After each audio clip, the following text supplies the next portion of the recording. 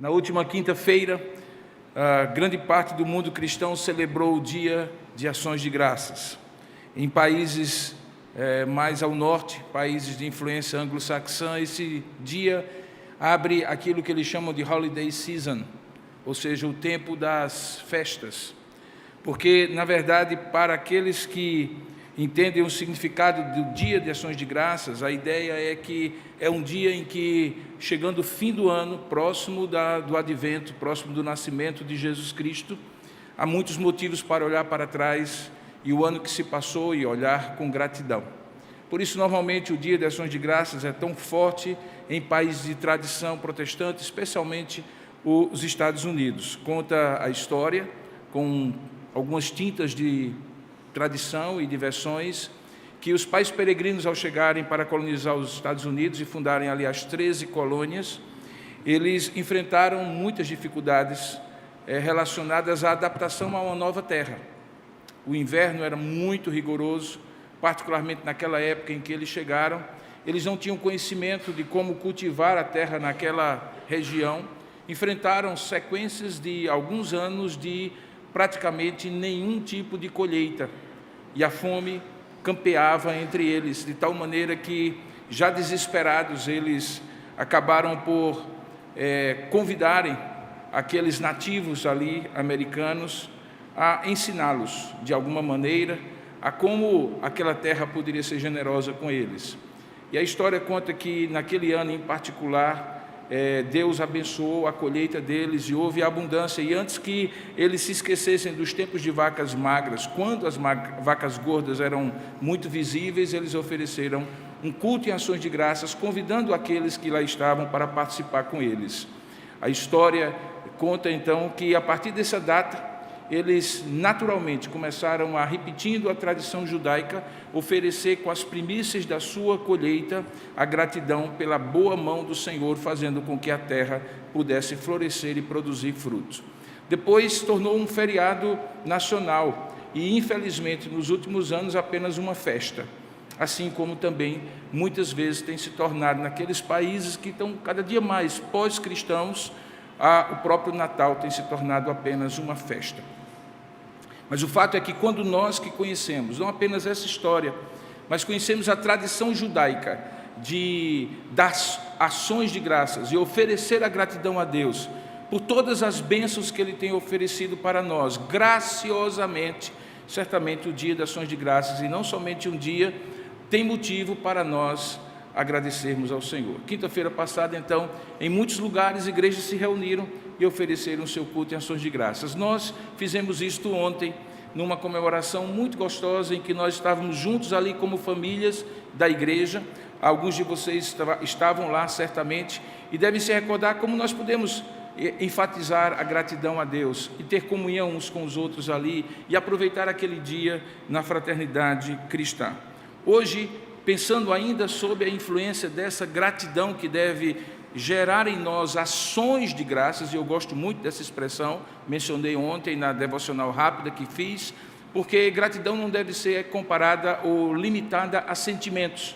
Agora mesmo eu estou muito triste, o Botafogo estava ganhando, voltando à frente, e eu aqui, feliz da vida, achando que iria ter uma unção ainda mais veemente pela vitória do meu time, e mais uma vez o outro empata no último minuto de jogo. Os irmãos imaginam que eu estou fazendo um esforço muito grande para pensar nas razões espirituais de ser grato, porque com um time desse é difícil, mas é assim mesmo. Vamos abrir a palavra de Deus no Evangelho de João, no capítulo 9, porque aqui sim nós temos um motivo muito grande de louvar e agradecer a Deus, compreendendo e entendendo o que acontece aqui nesse texto de João, capítulo 9. Abra sua Bíblia, portanto, em João, capítulo 9, a partir do verso 1. Esse texto conta, no capítulo inteiro, uma história de um milagre e as consequências ou desdobramentos dessa história nas reações ao milagre. Então eu vou ler um pedaço, o início, e você, por favor, continue com a Bíblia aberta ou acionando no seu celular, por favor, não se distraia com o WhatsApp ou outras coisas, mantenha apenas o texto diante de você para que você possa continuar acompanhando a exposição. Diz assim a palavra de Deus em João capítulo 9, a partir do verso 1. Caminhando Jesus viu um homem cego de nascença, e os seus discípulos perguntaram: Mestre, quem pecou, este ou seus pais, para que nascesse cego? Respondeu Jesus: nem ele pecou, nem seus pais, mas foi para que se manifestem nele as obras de Deus. É necessário que façamos as obras daquele que me enviou, enquanto é dia.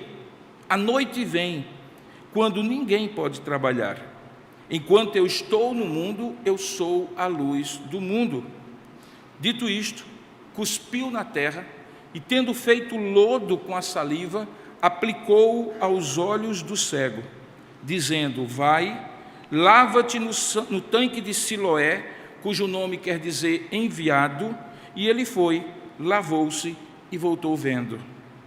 Então os vizinhos e os que dantes o conheciam de vista, como um mendigo, porque obviamente como cego não poderia produzir o seu próprio sustento, perguntavam: não é este o que estava assentado pedindo esmolas? E uns diziam: é ele, e outros: não, mas se parece com ele. Ele mesmo, porém, dizia: sou eu. Perguntaram-lhe então: como te foram abertos os olhos? E ele respondeu: o homem chamado Jesus fez lodo, untou-me os olhos e disse-me: vai ao tanque de Siloé e lava-te. Então eu fui, lavei-me e estou vendo. Então disseram-lhe: onde está ele? E ele respondeu: não sei. Que Deus abençoe a sua palavra lida. Amém. Vamos orar juntos? Coloque a sua vida diante do Senhor, peça a Deus a sua bênção, para que Ele abra o seu entendimento e nós possamos ouvir a sua voz. Oremos juntos. Ó Deus amado e querido Pai, nós queremos, diante da Tua palavra, lida e suficientemente inspirada pelo Teu Espírito, para falar ao nosso coração, reconhecer que estamos diante, ó Deus, de um texto que pode sim edificar o nosso coração, porque este mesmo Espírito, o Teu Espírito, Deus, como Tu és Pai e como Tu és Filho, certamente haverá de iluminar o nosso coração para compreender o que aqui está escrito. Nós confiamos nisso, mas mais do que isso, nós pedimos que assim aconteça. Que o Senhor mais uma vez abra a nossa mente, o nosso entendimento, dilate a nossa compreensão e nos ilumine, ó Pai, o nosso olhar e a nossa reflexão sobre esse texto. Pedimos que o Senhor nos ajude a compreendê-lo e, ao aplicar a nossa vida, sermos edificados por Ele. É o que nós oramos e te agradecemos, em nome e para a glória do Senhor Jesus. Amém. Queridos, esse é um dos sinais que, posteriormente, ao final do Evangelho, João vai mencionar como sendo um dos sinais que ele coloca juntos no seu Evangelho, para que as pessoas, vendo esses sinais, creiam que Jesus Cristo é o Filho de Deus. Esse é o objetivo do Evangelho de João. Ele coloca isso no final, depois de coletar todos esses sinais e colocá-los numa sequência, sempre mais ou menos numa certa sequência de cada um deles. O milagre às vezes acontece, depois do milagre Jesus ensina alguma coisa baseado no milagre e há uma reação das pessoas àquele milagre e àquele ensino de Jesus. Às vezes é o contrário, Jesus ensina alguma coisa, ilustra com um milagre, com um sinal, com um prodígio, e as pessoas reagem a ambos. João estrutura todo o seu evangelho dessa maneira, principalmente baseado nas 7 afirmativas que Jesus faz, baseadas naquele texto de Êxodo capítulo 3, verso 14, quando Deus se apresenta a Moisés dizendo: eu sou o que sou. Jesus repete essa expressão e então ele diz: eu sou o pão da vida, eu sou a luz do mundo, eu sou a ressurreição e a vida, eu sou o caminho, a verdade e a vida, e assim por diante. Nesse caso concreto, nós não temos uma precisão temporal, simplesmente é dito que Jesus estava caminhando. Onde? Nós não sabemos. Provavelmente em Jerusalém, porque ele faz menção ao tanque de Siloé, que ficava na região sudoeste de Jerusalém, era uma das um dos lugares onde o aqueduto trazido por Herodes municiava, permitia a cidade ter água, mesmo se ficasse cercada de inimigos. Provavelmente então era em Jerusalém, mas não diz exatamente aonde, diz apenas que Jesus estava caminhando e ali ele viu um homem cego de nascença. Provavelmente aquele homem estava esmolando, porque, como eu falei na leitura, sendo cego, ele não tinha condição de produzir o seu próprio sustento. Ele era um daqueles muitos pedintes que estavam às portas das casas e nas esquinas da cidade para que pedissem esmolas. E quando eles estavam ali, porque o texto diz que logo depois são os discípulos que perguntam a Jesus a pergunta-chave desse texto, eles então são questionados por aquela situação. Jesus então é perguntado no verso 2, mestre, quem pecou? Foram ele, ou foram seus pais para que nascesse cego? A situação daquele homem era peculiarmente grave. Ele era um homem não apenas que tinha adquirido uma cegueira por algum motivo, por algum trauma, por alguma doença, alguma infecção, mas ele era cego de nascença. Quando eles perguntam, olha, quem foi que pecou? Eles, na verdade, estavam querendo saber da causa, seja por curiosidade, porque estava muito claro que aquele homem ali era um cego de nascença que mendigava nas ruas, ou seja, para tentar atribuir uma relação de causa e efeito. A nossa vida é feita por atribuições de causa e efeito. Nós nunca nos satisfazemos de ver algo que acontece sem querer entender por que aquilo que acontece ou por que aquilo que está ali aconteceu. Na visão judaica, de um modo geral, a ideia era que aquele homem talvez estivesse pagando pelos pecados coletivos da sua família, particularmente dos seus pais. É verdade que se por um lado a Escritura Sagrada ensina que a responsabilidade é individual e cada um dará conta de si mesmo a Deus, é verdade que a Escritura diz também que as consequências de pecados muitas vezes alcançam os nossos descendentes. Aquele homem poderia, por exemplo, estar cego por ter sido contaminado pela sífilis, porque talvez o pai dele fosse um homem dissoluto que tivesse cometido adultério com a sua mãe ou contra a sua mãe e de repente trazido sífilis para a gravidez, que ele, obviamente, o fez tornar-se cego de nascença. Talvez fosse essa a hipótese. Talvez fosse outra hipótese de natureza mais espiritual, que os pais deles tinham transgredido a lei de maneira tão veemente que, influenciando o seu filho, de repente estivesse nessa situação de cegueira de nascença. O fato é que Jesus não entra nessa questão. Jesus prefere olhar para frente do que olhar para trás. Jesus prefere estabelecer que aquele milagre que ele haveria de fazer glorificaria o nome de Deus, do que tentar explicar algo que seria inexplicável ou talvez incompreensível para eles. Certamente não inexplicável para Jesus, mas talvez incompreensível para eles.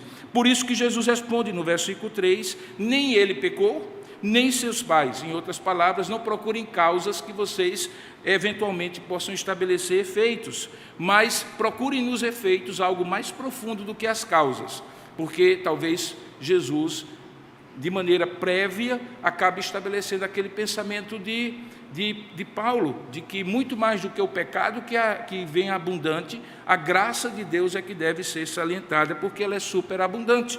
Então ele responde, nem ele pecou, nem seus pais, mas foi para que se manifestasse nele as obras de Deus. E aí Jesus faz um comentário sobre aquilo que era a lição geral que aquele texto ensinaria, que enquanto é dia, a gente deve fazer as obras de Deus, porque a noite vem quando ninguém pode trabalhar. E aí ele diz, enquanto eu estou no mundo, portanto, enquanto é dia, porque a minha luz ilumina a vida de todos, eu sou a luz do mundo. E baseada justamente nessa ideia de que ele é a luz do mundo, é que ele dá luz à cegueira daquele homem. Portanto, o texto todo é para demonstrar, mais uma vez, que Jesus é Senhor de todos os fenômenos naturais. Ele multiplica pães, ele é Senhor das situações de saúde, ele cura pessoas, ele é Senhor sobre o mundo espiritual, ele expulsa demônios, e acima de tudo ele é Senhor sobre a salvação, porque enquanto ele está no mundo, ele é a luz do mundo, e como diz o texto no capítulo anterior, aqueles que nele creem não andarão em trevas, mas viverão na luz do Evangelho, na luz da salvação. Se aqui fosse parado o nosso sermão, nós teríamos já compreendido, irmãos, o sentido desse texto. Esse é o sentido desse texto. É que Jesus coloca essa situação para além da questão causa e efeito, mas para demonstrar um sinal que ele haveria de operar, e o sinal magnificaria, mostraria o seu absoluto senhorio sobre a vida e sobre a enfermidade. Mas é a maneira como Jesus opera o milagre que causa mais espécie a nós, porque é uma maneira heterodoxa. Jesus curou várias vezes, dizendo apenas eu quero, fica limpo, e o leproso ficava limpo. Jesus curou alguma vez impondo as mãos. Jesus curou algumas vezes pela fé que a pessoa tinha, algumas outras vezes pela fé que outros tinham e que traziam a pessoa precisando do milagre. Algumas vezes Jesus curou sem fé nenhuma envolvida, ele curou porque ele quis. Mas nessa ocasião, ele usa de um elemento heterodoxo. Ele diz o texto, ele vai e cospe na terra, e tendo feito um lodo, uma laminha ali com a saliva, aplica como se fosse um emplastro, como se fosse uma camada sobre os olhos daquele homem, e para completar o processo, manda que ele vá ao tanque de Siloé. Siloé significa enviado. Portanto, de alguma maneira simbólica, ele estava dizendo, olha, eu vou curar você, eu vou usar elementos da terra, uma maneira heterodoxa, mas acima de tudo, o que vai curar você é o simbolismo de você ir ao lugar e lavar o rosto num tanque que se chama enviado. E o enviado sou eu, porque enquanto eu estou no mundo, eu sou a luz do mundo. Quando João constrói essa narrativa inspirada por Deus, ele conta que esse homem, então, de maneira obediente, faz exatamente o que Jesus mandou. Com os olhos ainda untados daquela saliva feita de lodo, ou aquele lodo feito de saliva, melhor dizendo, ele vai para o tanque, se lava e diz o texto que ele volta vendo. Quando assim acontece, se cria uma repercussão. E é justamente sobre essa repercussão que eu gostaria de enfatizar o sermão de hoje. Porque essa repercussão, ela vai de um lado para outro daquilo que eu chamo de o espectro, o limite, a escala de reação humana diante da graça de Deus. Vai desde a incredulidade até a gratidão. E os personagens que interagem nesse diálogo posterior ao milagre se colocam nessa escala desde a incredulidade até a gratidão. Ou melhor dizendo, desde a incredulidade até as ações de graças. E de certa maneira esse sermão nos serve hoje para compreender que não necessariamente quando nós tivermos um milagre igual a esse, mas quando nós vermos a graça de Deus se manifestando na nossa vida, nós seremos também convidados por Deus, diante do sinal que Ele colocar diante de nós, a escolher se de lá até aqui, qual vai ser a nossa reação. Se vai ser uma reação de incredulidade ou de ações de graças. Porque isso é eventualmente o mais importante que eu gostaria de mencionar aqui para vocês. Não é que a graça não seja importante, era uma graça maravilhosa, não é que o poder de Deus não seja necessário se salientar, o milagre era absolutamente único e singular, não apenas naquilo que havia feito, mas também na maneira como Deus fez, mas muito mais interessa para nós hoje à noite pensar sobre as reações ao milagre, aquilo que eu chamo de ações de graças ou de incredulidade. Veja o que acontece logo depois, a partir do verso 8, e aí talvez você precise ter mais atenção ao texto, porque eu vou fazer menção de alguns versículos que eu não li. Veja, no versículo 8, de imediato a reação é daquelas pessoas mais próximas. Diz o texto que os vizinhos e os que dantes o conheciam de vista como mendigo, primeiramente, tiveram uma atitude de não entendendo a profundidade e a possibilidade do milagre, duvidarem daquele que é o recipiente do milagre e duvidarem da sua própria identidade. Diz o texto que ele se pergunta, me diga uma coisa, não é esse mesmo que estava assentado pedindo esmolas? E eles se dividem na opinião, uns dizem é e afirmam, é ele mesmo, e outros dizem não, mas se parece com eles. Vocês conseguem compreender que nessas duas respostas há algo estranho? E o estranho é, aquele homem não tinha mudado de feição, Aquele homem continuava o mesmo homem. Talvez a única diferença é que talvez os seus olhos agora estavam abertos, não se sabe exatamente como é que era o problema da visão dele, mas o fato é que ele certamente estava com as mesmas roupas, ele certamente estava no mesmo lugar, porque por toda a sua vida ele estava ali, naquelas cercanias. Uma pessoa com visão limitada, ela tem dificuldades de mobilidade, especialmente naquela época, então ele convivia ali naquele entorno das pessoas. Por que então algumas pessoas se dividem e dizem assim, não, não é ele, mas parece? Porque quando Deus opera o seu milagre, a nossa mente racionalista, naturalista, ela prefere em alguns momentos colocar em dúvida a plausibilidade do milagre. Ora, o milagre é a coisa mais espontânea da parte de Deus. Quando eu digo espontâneo, não é que eu estou dizendo que ele é ordinário. Ordinário é a providência de Deus, que mantém, protege, guarda, direciona a nossa vida. Aquilo que a gente chama de providência ordinária. E que, na verdade, é o grande milagre do cuidado de Deus para conosco. Mas quando eu digo que o milagre é algo espontâneo, porque qual é a dificuldade de um Deus Todo-Poderoso fazer o que Ele quer? Qual é a dificuldade? Qual é a dificuldade dele fazer o que ele quer, se ele é todo-poderoso? Partindo do pressuposto que ele pode tudo, qual era a dificuldade daquele homem agora passar a ser cego, a ser um ex-cego, a passar a ver? Nenhuma. Qual é a dificuldade que eles têm? É aquele encaixe paradigmático, fechado, a caixinha que fazia com que eles, mesmo supostamente crendo que Deus é todo-poderoso, acharem que alguns milagres são mais fáceis, alguns milagres são mais difíceis. A ênfase é o fato dele ser cego de nascença, o colocava na categoria dos milagres difíceis. Mas a pergunta que eu faço é, existe milagre difícil? Existe milagre fácil para quem é todo-poderoso? Não, não existe. Mas aqueles que estavam ao seu redor, eles se questionavam se aquele homem era quem ele realmente era, porque diante do milagre eles preferiram descrer que ele era o mesmo homem do que simplesmente crer que o milagre havia acontecido. Quem tira a dúvida? O homem, porque é ele que diz, não, sou eu mesmo. Portanto, tendo tirado essa dúvida, segue a segunda dúvida, e veja que eles estão de lá para cá, ainda do lado da incredulidade. A pergunta agora não é ou não é, mas como aconteceu. Essa é a incredulidade de tentar compreender. Há uma diferença, irmãos, da gente saber que Deus pode todas as coisas e a gente compreender como Ele manifesta o seu poder infinito. O ser humano sabe, pela fé, que Deus pode fazer tudo. Mas frequentemente nós não compreendemos como Deus faz as coisas. E a razão é muito simples. É porque se nós compreendêssemos tudo o que Deus faz e como Ele faz, nós não seríamos homens nem mulheres, nós seríamos deuses.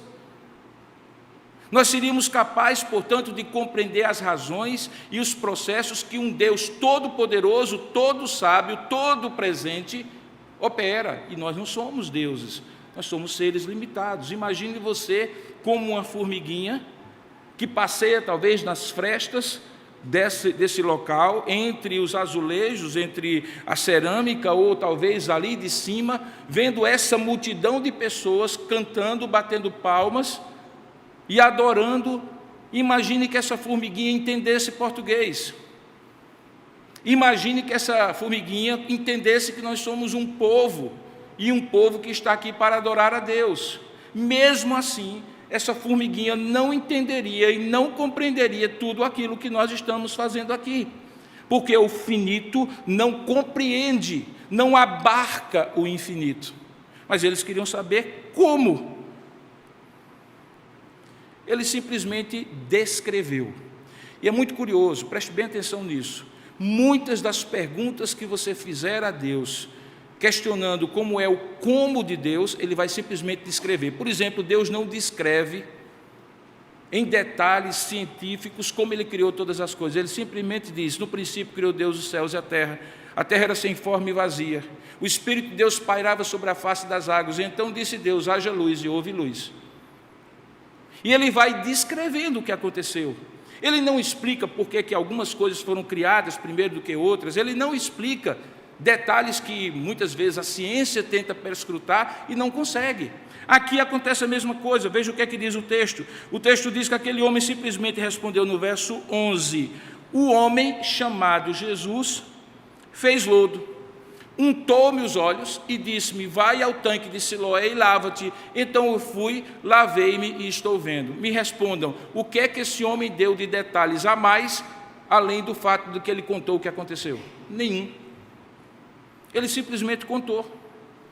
Isso ensina muito daquilo que aquele homem, mesmo limitadamente, sem compreender que Jesus era mais do que um homem, reconheceu que algo extraordinário aconteceu na vida dele.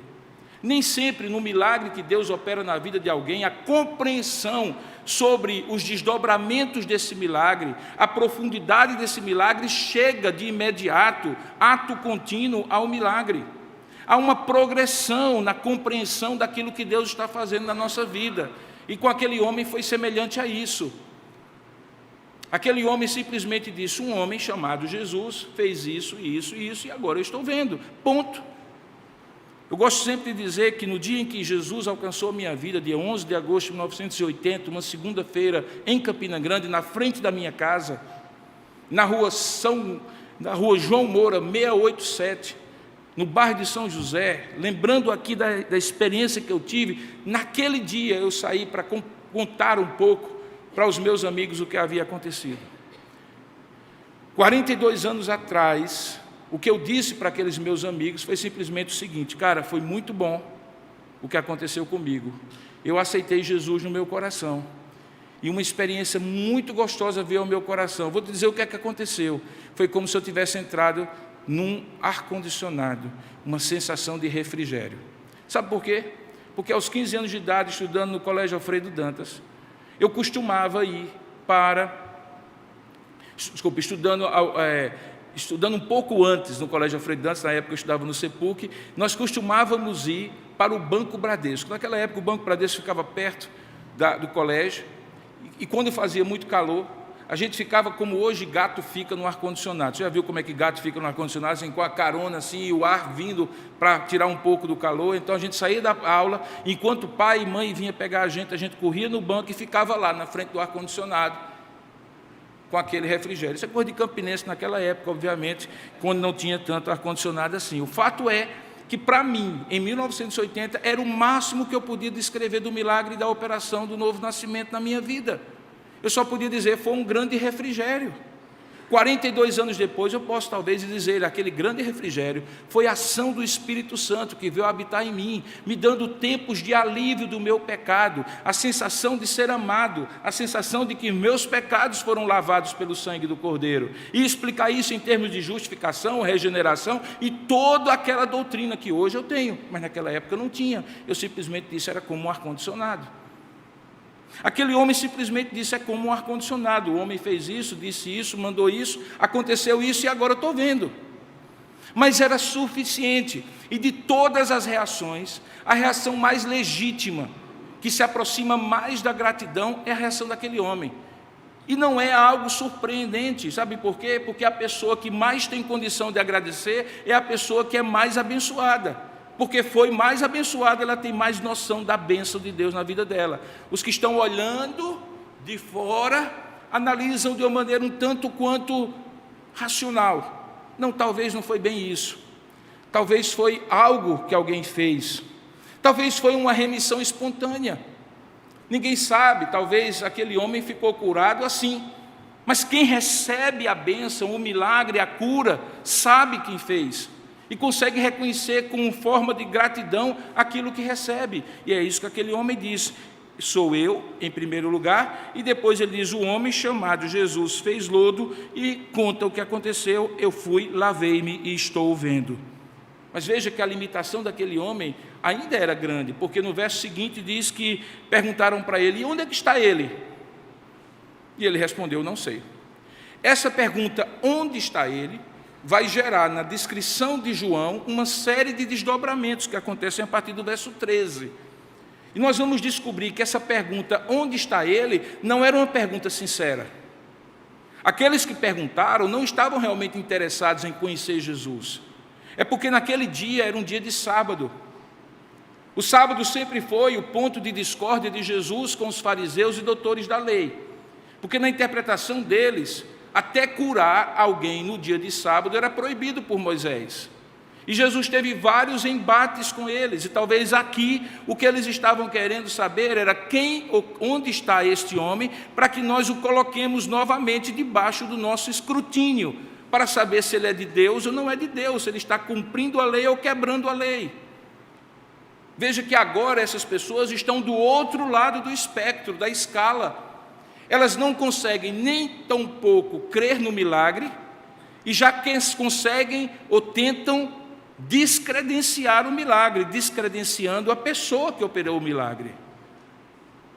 Porque logo depois diz o texto que eles levaram o homem, verso 13, aos fariseus, e ao chegar lá, o comentarista João diz, era sábado, o dia em que Jesus fez o lodo e lhe abriu os olhos, verso 14, e no verso 15, os fariseus começam um interrogatório. Esse interrogatório vai ter idas e vindas. Esse homem é perguntado pelo menos em 3 ocasiões diferentes. Os pais dele são questionados pelo menos em uma ocasião diferente. Verso 15, os fariseus perguntam como ele chegara a ver. E o que é que esse homem diz? Ele repete a mesma história. Olha, aplicou lodo aos meus olhos, lavei-me e estou vendo. E aí aqueles homens, baseados na crença predisponente à descrença, ou seja, baseados naquilo que eles acreditavam que não era possível, mesmo acreditando supostamente que Deus era todo-poderoso, eles começam a colocar dificuldades para compreender aquela mensagem tão simples. Eu estava cego, um homem aplicou lodo aos meus olhos, eu lavei-me e estou vendo, porque no verso 16 eles manifestam isso. No verso 16 eles dizem assim: por isso alguns dos fariseus diziam, esse homem não é de Deus, porque ele não guarda o sábado. E diziam mais: como pode um homem pecador fazer tamanhos sinais? E houve dissensão entre eles. Agora eles estão no extremo da descrença. Eles não somente não creem no milagre de Jesus, mas eles não creem sequer na credibilidade de Jesus, de fazer o que aos olhos vistos deles tinha sido feito. Agora, irmãos, o que me surpreende é que a essa altura, você diz assim, mas isso é natural, as pessoas duvidam, as pessoas são duvidantes, elas não são apenas crentes, elas são duvidantes. E eu digo assim, queridos, eles estavam diante do homem que era cego.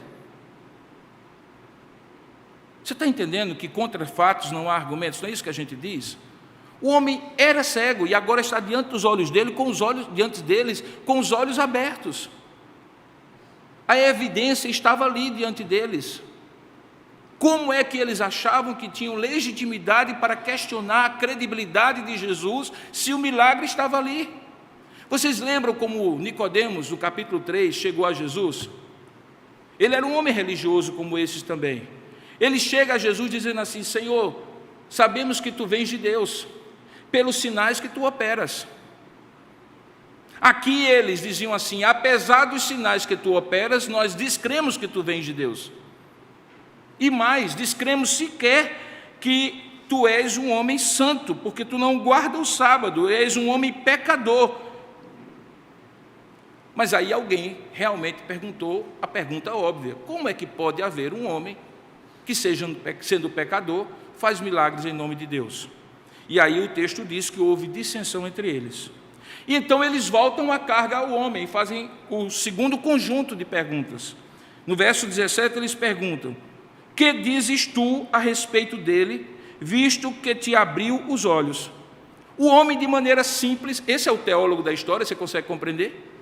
Esse é o teólogo que passou do primeiro ano para o segundo ano, ele está quase se formando no seminário, porque ele vai progressivamente compreendendo quem é Jesus, enquanto quem era teólogo vai perdendo a fé, meio que no efeito James Butler, voltando assim, sabe, voltando no tempo espiritualmente falando, se tornando uma pessoa incapaz de crer, porque eles perguntam ao cego, verso 17, que dizes tu a respeito dele, visto que te abriu os olhos? E ele responde de maneira muito simples, ele é profeta. Ele é profeta. Não é profeta porque profetizou alguma coisa. Entenda, profeta era talvez o nível mais alto que aquele homem conseguia, dentro da sua limitação, compreender quem era Jesus. Porque acima dele só o Messias. E até agora ele não tinha compreensão que era Messias, mas ele tinha compreensão que esse homem estava no mesmo nível de Elias, de Isaías, de Jeremias, de homens do passado que foram grandes homens de Deus, boca de Deus, instrumentos de Deus. E para ele bastava. Então perceba que o interrogatório vai aprofundando, querendo trazer a esse homem a um estado de incredulidade, e quem faz isso são aqueles que deveriam ser crédulos. Enquanto que aquele homem que tinha todos os motivos porque não conhecia bem a teologia, acreditar pouco, ele acreditava mais do que os que eram supostos teólogos. No verso 18, fica muito claro então, evidente, assim, aberto e escancarado qual era o problema. Não era um problema de compreensão, era um problema de crença. E aqui registre aí na sua mente. A maior parte das pessoas não tem um problema em relação a compreender as coisas de Deus. O problema delas é, compreendendo, não se submeterem às coisas de Deus como sendo de Deus, porque isso vai ter implicações para elas. A descrença não é falta de evidência. Os céus proclamam a glória de Deus e o firmamento anuncia a obra de suas mãos, e por isso Paulo, escrevendo aos Romanos, diz: tais homens são por isso desculpáveis, porque o que de Deus se pode conhecer, bem como o seu poder e os seus atributos invisíveis, está manifestado nas obras que ele fez. As pessoas não creem em Deus porque estão impedidas de compreender Deus, porque ninguém crê em Deus porque compreende Deus. A fé não é uma dedução sobre Deus. A fé é uma revelação de Deus que nos faz confiar nele, apesar de não o compreendermos completamente. Ela não é cega, mas ela não é a mesma coisa de conhecimento. O conhecimento é necessário quando nos apresenta quem é Deus, mas o conhecimento mínimo para confiar nele, e não um conhecimento abrangente e exaustivo para escrutinar quem é Deus, e então dizemos: agora eu compreendi, por isso eu posso crer. Não necessariamente. Esse homem não compreendia, mas cria. E ele responde de maneira muito simples: és profeta. Mas veja que no verso 18, quem deveria ter esse pensamento faz o contrário. Diz o texto: não acreditaram os judeus que ele fora cego e que agora via. E aí chamam os pais. E quando chegam aos pais, no verso 19, diz: é este o vosso filho, de quem dizeis que nasceu cego? Como, pois, ele vê agora? Então os pais responderam: nós sabemos que este é nosso filho. Dúvida zero. Se tem alguém que pode atestar que esse menino é nosso filho, que esse homem é nosso filho, somos nós. Ele é nosso filho. E diz mais: só não sabemos. Sim, e sabemos que ele nasceu cego, mas não sabemos como ele vê agora, ou quem lhe abriu os olhos, também não sabemos. E aí dizem uma coisa muito interessante: perguntai a ele, idade tem, falará de si mesmo. Diz o texto que eles disseram isso, verso 22, porque eles estavam com medo dos judeus que estavam interrogando, porque esses já haviam assentado, e todo mundo sabia na comunidade, que se alguém confessasse ser Jesus o Cristo, ou seja, o Messias, seria expulso da sinagoga. Ser expulso da sinagoga não era apenas deixar de vir para a igreja presbiteriana de Tambaú naquela época, irmãos. Você tem vida lá fora, mesmo que você não venha na igreja presbiteriana de Tambaú. Um judeu tinha na sinagoga o centro da vida social da comunidade. Sem ser no dia de sábado, a comunidade se reunia. Era lá que as crianças eram ensinadas. Não havia escola. A escola era a escola da sinagoga. Era ali que as discussões relacionadas à comunidade eram tomadas. Era um lugar de assembleia, de reunião da comunidade. Se você confessasse a Cristo e fosse expulso da sinagoga como aqueles pais temiam, significava que você ficava sem vida. Você era um pária a partir dali, um excluído de vida comunitária, social, política, econômica. As decisões que eram tomadas ali. Não era apenas uma questão religiosa. Portanto, havia um peso de exclusão muito grande. E por isso eles foram cautelosos, embora incisivos. Perguntem a ele tem idade para responder. Nós sabemos que ele é nosso filho e que ele era cego. Se ele está vendo agora, alguma coisa aconteceu. Perguntem a ele. Aí aqueles homens voltam para aquele homem. Diz o verso 24 que o chamaram segunda vez. O homem que fora cego. Eu gosto muito como João descreve isso aqui. Eu acho que é um pontinho de ironia aqui, sabe? Ele diz assim, e aí o ex-cego foi chamado de novo. O ex-cego, o homem que fora cego, e aí eles apelam, dá glória a Deus, óbvio, tem cuidado, é juramento diante de Deus, dá glória a Deus, porque nós sabemos, olha como é que o saber afasta o homem do agradecer, porque impede dele crer. E eu não estou falando do conhecimento que é revelado por Deus, eu estou falando do conhecimento que é auto-justificado, aquele conhecimento que eu tenho e me isola de Deus. Eles dizem, nós sabemos que esse homem é pecador. E aí aquele homem tem uma resposta no versículo seguinte, 25, que é curiosa, mas profunda. Ele diz assim, olha, se ele é pecador, eu não sei, mas uma coisa eu sei, eu era cego e agora vejo. Ok? Esse negócio de dizer quem é pecador, fiscal da vida alheia, da teologia dos outros, é com vocês. Vocês são os escribas, vocês são os fariseus, os doutores da lei. Eu sou o sujeito que era cego e agora estou vendo. Agora, o que é que vocês vão fazer com ele? Aí é um problema de vocês. Eu gosto demais desse homem, eu acho que ele é o principal teólogo do Evangelho de João. Porque ele faz o caminho da incredulidade, da revolta. Aquele homem tinha todos os motivos para ser revoltado contra Deus.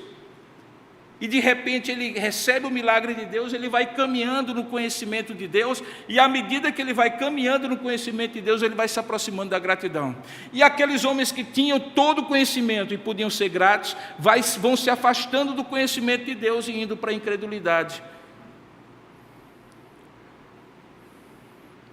Aqueles homens voltam à carga e perguntam no verso 26, o que ele te fez? Como te abriu os olhos?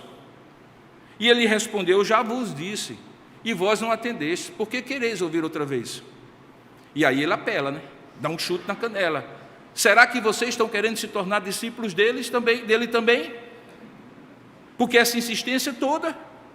E então eles injuriaram, no verso 28, eles disseram, discípulo dele, isso é quase um palavrão, viu? Discípulo dele é você, mas nós somos discípulos de Moisés. Sabemos que Deus falou a Moisés, aí eles trazem toda a teologia envelhecida deles. Sabemos que Deus falou a Moisés, não que Deus não tenha falado a Moisés.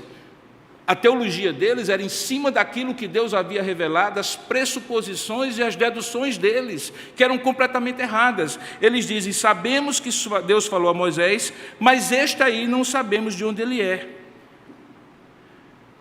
E aí o homem novamente começa a dar teologia para eles. Ele diz assim, nisto é de estranhar, verso 30, que vós não saibais de onde ele é, e contudo ele me abriu os olhos. E olha só a dedução deles, sabemos que Deus não atende a pecadores, mas pelo contrário, se alguém teme a Deus e pratica a sua vontade, a este Deus atende. Desde que há mundo, jamais se ouviu que alguém tenha aberto os olhos a um cego de nascença. Logo, se este homem não fosse Deus, nada poderia ter feito. Teologia 1.0, nota 10. Você percebe que o que está acontecendo aqui é exatamente isso. Os homens que podiam conhecer e conhecendo ser gratos, se tornam incrédulos, e aquele homem que nada sabia, que vai descobrindo as coisas, acaba chegando à gratidão. E eles então retrucaram, tu és nascido todo em pecados, e nos ensina a nós, e o expulsaram. Aquilo que os pais temiam, aquele jovem, aquele homem sofreu, ele foi expulso da presença dos sacerdotes, ou melhor, dos escribas. Verso 35, chegando ao final da nossa mensagem, Jesus, sabendo que o tinha expulsado, e encontrou e lhe perguntou, olha que coisa interessante, crês tu no Filho do Homem? O Filho do Homem é um termo técnico, vamos colocar assim, do Antigo Testamento, que apontava para o Messias. Qual foi a afirmativa do homem? Um homem chamado Jesus, um homem que no máximo eu consigo reconhecer como profeta, me mandou ir para o tanque e lavar o que ele tinha colocado sobre os meus olhos. Aqui, Jesus pergunta, crês tu no Filho do Homem? Ele responde, quem é, Senhor, para que eu nele creia? Isso aqui é maravilhoso, irmãos. Quem é para que eu nele creio? E Jesus respondeu: já o tens visto, e é aquele que fala contigo agora. Milagre acontece. Aquele homem confia em Jesus como Messias e a sua vida é transformada. E aí, por que ela é transformada? Verso 38, diz o texto que então ele afirmou: eu creio, Senhor, e o adorou. A maior manifestação que aquele homem havia compreendido o milagre, para além do benefício, e a quem Jesus tinha revelado a sua essência, é o fato de que ele adorou. Esse homem era judeu, compreende? O medo dos pais dele e dele mesmo de ser expulso da sinagoga nos mostra que ele tinha uma vida religiosa. E ele sabia que não se deveria adorar ninguém a não ser ao próprio Deus. Esse homem adora a Deus porque reconheceu em Jesus a pessoa de Deus ali revelada, o Messias, que era mais do que um profeta, como ele havia imaginado no início. Então Jesus diz para ele: eu vim a este mundo para juízo. E olha que coisa maravilhosa: a fim de que os que não veem como você vejam, e os que veem se tornem cegos. Do que ele estava falando? Da velha máxima, que o pior cego é aquele que não quer ver. Prosseguiu então: alguns dentre os fariseus que estavam perto dele perguntaram-lhe: então acaso nós também somos cegos? E aí Jesus respondeu: se fosseis cegos, não teríeis pecado, mas pecado algum. Mas agora, por que dizeis que nós vemos, nós cremos, nós sabemos, nós entendemos, nós compreendemos? Aí subsiste o vosso pecado. O vosso pecado não é na incapacidade de vocês crerem, é na indisposição de vocês crerem. E aqui chega o meu ponto. Gratidão floresce quando a gente tem uma disposição de crer, de reconhecer as ações de Deus cotidianas na nossa vida. Aqui nós temos um grande milagre, irmãos, mas a gratidão não pode se alimentar apenas dos grandes milagres. A gratidão precisa se alimentar dos pequenos detalhes da nossa vida. A gratidão é a resposta espontânea da alma que é tocada pela graça de Deus. É o suspiro de admiração, é o suspiro de louvor que se faz diante de Deus quando a gente percebe que aquela coincidência não foi coincidência, que aquele livramento não foi sorte, que aquilo que eu consegui não foi porque alguém fez por mim, mas foi Deus conduzindo todas as coisas, me pegando pela mão, me livrando de um lado, me orientando por outro, corrigindo o meu caminho de uma hora, me indicando o caminho certo na outra, fazendo comigo aquilo que eu não consigo fazer. E quando eu consigo, completando o limite daquilo que eu não consigo fazer. Quando isso acontece, quando eu tenho essa capacidade de crer e confiar que Deus está operando nos detalhes da minha vida, o que surge no meu coração é a gratidão espontânea. A gente é educado quando é criança, e de maneira correta, a ser bem educado e grato. Agradeça ao moço, meu filho. Diga obrigado, minha filha. Como é que se diz? E a gente começa a ter uma obrigação formal de agradecer.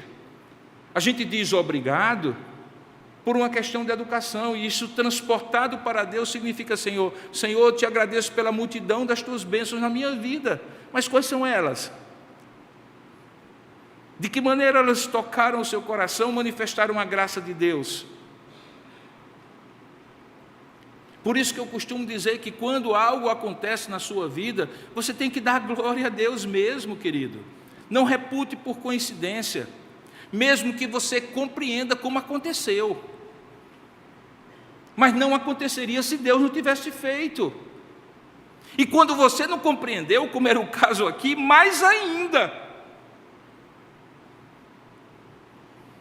Os irmãos sabem que quando eu estava voltando para a Coreia, algumas pessoas me cobraram para eu dar os testemunhos sobre a Coreia. E eu não quis tomar muito tempo dos cultos, eu sempre estou pouco tempo para ministrar aos irmãos, mas aconteceu uma coisa muito interessante. A viagem foi abençoadíssima, né? Você conheceu um país que há 50 anos era das 10 mais pobres economias do mundo e que se tornou uma das 10 ou 11 maiores economias do mundo em 50 anos. E que isso aconteceu por fruto do Evangelho que entrou profundamente naquela sociedade. Hoje, a cada 10 coreanos, 6 são crentes, e dos seis coreanos, 70% são presbiterianos. Lá estão as maiores igrejas presbiterianas do mundo. É algo maravilhoso você conhecer aquele país, gente educada, gente servil, gente gentil, gente disposta. Você ir para um culto de oração às 5 horas da manhã e encontrar uma igreja com 5, 7 mil pessoas orando às 5 horas da manhã, com voluntários em todos os lugares, com um respeito tremendo pelos mais velhos e pelas crianças. É algo assim estonteante, você ouvir um coral de 500 vozes às 5 horas da manhã louvando a Deus, e enquanto eles estão passando a voz, quem está chegando primeiro já está adorando a Deus, é algo maravilhoso. Você assistir 4 cultos no domingo com 7, 10, 12 mil pessoas, sustentando missionários do mundo todo, é maravilhoso. E eu voltei com um coração muito feliz daquela oportunidade que eu tive de estar ali, representando o Mackenzie, mas também com o meu olhar pastoral. E então eu estava voltando como presidente do Mackenzie para o Brasil. O voo nosso era Seul, São Francisco, Houston. Houston eu ia passar um dia, visitar meu irmão, minha cunhada, minha sobrinha, e depois, no dia seguinte, eu voltaria para São Paulo. Quando eu chego no aeroporto, cedo, sem nenhum estresse, coisa que é muito rara, porque eu sempre chego em cima da hora nos aeroportos, a gente vai para uma sala que a companhia permitia que a gente estivesse, eu e o presidente, e nós fomos comer alguma coisa ali e tal. E enquanto estávamos lá, estava muito bem, eu olhei para o celular dizia que faltava ainda meia hora para o início do embarque, eu resolvi ir ao toalete. Eu tinha tirado o meu paletó, meu blazer, eu coloquei na mesa ali, e então eu voltei do banheiro, e quando voltei, fui vestir o paletó novamente, coloquei a mão no bolso, ali estava meu passaporte e meu green card. Desde 98, eu tenho direito à cidadania permanente dos Estados Unidos, fico lá, fico cá, algumas vezes mais tempo fiquei lá, mais tempo fiquei aqui, e esse green card me permite viver lá como residente permanente. Então, quando eu procurei no bolso, eu tirei o passaporte, abri o passaporte, no lugar que estava o cartão de embarque, cadê o cartão? Eu disse, onde é que está? Coloquei no bolso, coloquei no outro, tirei o paletó, busquei em todos os bolsos, passei a mão aqui, fui no banheiro, procurei, abri a mala, abri a sacola, abri tudo, cadê o cartão? Aí, blackout completo. Caiu a ficha, eu estou na Coreia, com um voo para entrar nos Estados Unidos, eu não vou conseguir entrar e eu vou ficar preso aqui, porque eu não vou conseguir embarcar. No meu passaporte não tem nenhum visto americano, eu só tenho aquele green card que eu apresento na hora da admissão. E então, quando eu olhei aquilo ali, o presidente não estava entendendo nada e disse, o que é que aconteceu? Eu disse, eu perdi meu cartão. Voltei na companhia aérea e disse, moça, eu não estou com o meu green card. E eu tenho que embarcar nesse voo agora. Eu disse, senhor, por favor, preencha essa ficha aqui. Estava todo em coreano. Eu pensei, então, que era uma ficha que dizia assim, lost and found, né, perdidos e achados, então preenchidos. Pois não, o seu lugar já foi disponibilizado para outro passageiro, o senhor não vai poder embarcar. Aí eu descobri que era um ato de confissão, que eu não podia embarcar. Eu disse, e agora? Eu disse, não, temos um voo às 11 horas, isso era 9 horas da manhã, temos um voo às 11 horas, e o senhor vai ser transferido para o seu voo. Agora o senhor precisa achar o seu green card, porque nós não podemos embarcar, porque se nós embarcarmos o senhor vai voltar para a Coreia e nós vamos pagar $15 mil de multa. Então, o senhor não pode embarcar. Irmãos, quando ela disse assim, aí o blackout fechou completo. E aí eu disse, então, quem me ajuda a voltar lá no raio-x, porque eu acho que foi lá. Eu já tinha procurado na sala, já tinha procurado no banheiro, não sabia mais onde estaria, né? E eu voltei lá, e fui muito bem recebido pelo pessoal do raio-x. Colocaram uns 3 ou 4 coreanos, com aqueles olhinhos fechados, meu povo muito atento, foi lá para baixo da máquina de raio-x, foi para um lado, foi para o outro, e simplesmente dizer, não achamos. E não acharam. Naquela hora eu telefonei para a secretária do Mackenzie, telefonei para a minha filha, mulher nessas horas tem mais frieza do que homem para descobrir as coisas, e disse assim, por favor, me ajude, como é que eu vou fazer a solução? Não tem solução, o senhor não pode entrar nos Estados Unidos. O que é que o senhor vai fazer? Arranje uma passagem que saia daí e que não passe nos Estados Unidos. Agora sim, era coisa simples, sabe? Eu estava na Coreia, no dia de embarcar, devia ser coisa simples e barata. Então, eu disse, então procure aí. Não se preocupe com a passagem que a gente fica com crédito. Eu disse, muito bem, mas o problema é que eu tenho que ir para casa.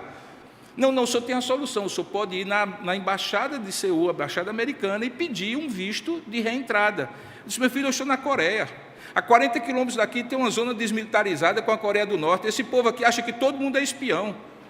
Esse povo aqui é todo desconfiado. Eu vou entrar na embaixada e fazer um pedido para entrevista, eles vão me dar daqui a 2 meses. O que é que eu vou ficar fazendo aqui na Coreia? Não tem como entrar, tem que sair daqui para algum outro lugar. Fazendo curto, uma história longa, eu acabei chegando no Brasil, por uma outra rota que me deu mais 29 horas de volta, com aquela coluna abençoada que Deus me deu, e que, graças a Deus, não doeu mais. Eu acho que o aperreio foi tão grande que os músicos disseram assim, vamos fortalecer essa coluna, porque esse homem não tem jeito, dor não vai parar ele. Aí cheguei em São Paulo, mas eu tinha um problema. O que é que eu ia fazer para reaver meu cartão do Green Card? E é uma situação muito simples, irmãos. Eles poderiam simplesmente dizer assim, o senhor perdeu? Então vamos rever o seu status. Vamos rever o seu status. O senhor tem que vir para cá, nós vamos rever o seu processo todo e saber se o senhor continua ou não como um residente permanente. Eu entrei e solicitei pelo e-mail para o sistema e fiquei orando e a família toda orando.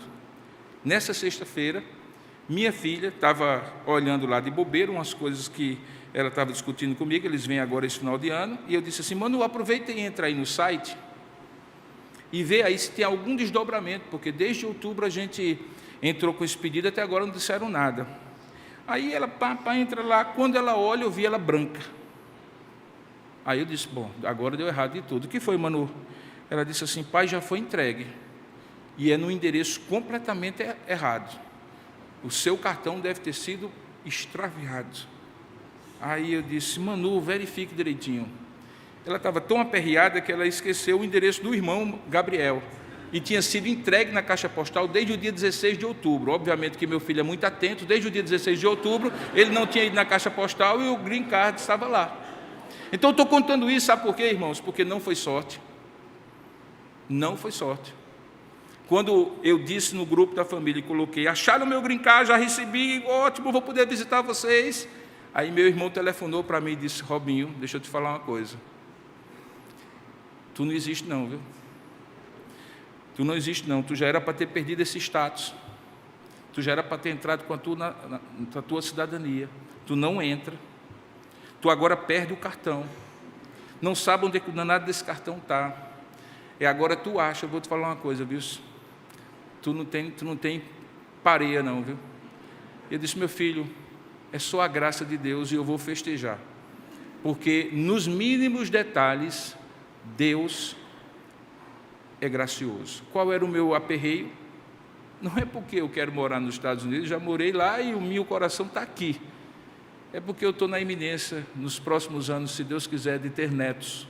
E para mim a maior tragédia do mundo seria não poder visitar meus netos um dia, porque não tivesse entrada novamente lá. Em todas as coisas, irmãos, pequenas e grandes, talvez isso seja um detalhe muito pequeno para você, para mim era muito significativo, Deus opera. Nós não sabemos como, frequentemente não avaliamos como, mas Ele opera. Abra os seus olhos. Abra os seus olhos. Não seja um religioso cego, que dentro de um enquadre, você quer que todas as coisas se encaixem ali. Às vezes até descredenciando o milagre, e descredenciando o autor do milagre. Seja aquele cego que, tendo os olhos abertos, progressivamente cresceu na compreensão de Deus, até que chegou ao ponto de chamar Jesus de Senhor e Salvador da sua vida. E ao fazer isso, que o seu coração seja repleto, abençoado, cheio da gratidão a Deus, para que então somente não apenas numa quinta-feira, última do mês de novembro, mas todos os dias você faça ações de graças. Você consegue parar agora, rapidamente, e lembrar pelo menos de uma coisa que você possa dizer assim, graças a Deus? Você consegue parar agora? Só uma, só quero uma, só uma. Graças a Deus. Faça isso. Curva a sua cabeça, feche os seus olhos para lhe ajudar. Imagine assim, essa semana aconteceu isso. Hoje aconteceu isso. Há poucos minutos aconteceu isso. A minha vida pessoal, profissional, no livramento de um trânsito, no resultado de um exame, na cura e remissão de uma enfermidade, numa reconciliação familiar, numa ação de Deus qualquer. Reconheça ali um milagre e abra os seus olhos para manifestar a sua gratidão. Faça isso agora, só você e Deus. Ofereça a sua gratidão ao Senhor.